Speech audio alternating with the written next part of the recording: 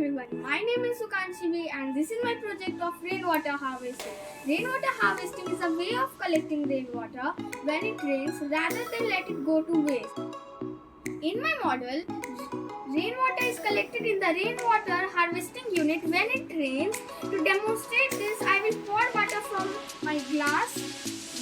Then this rainwater goes to the filter. The filter is made up of sand, cotton, stones and coal.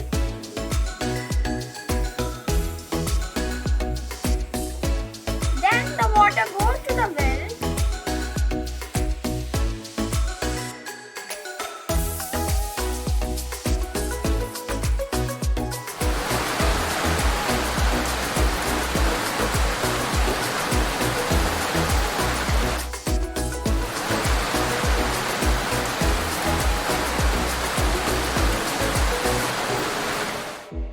Despite these challenges, rainwater harvesting is a simple yet effective way to make most of our natural resources, providing a sustainable solution to water scarcity. Thank you so much for seeing my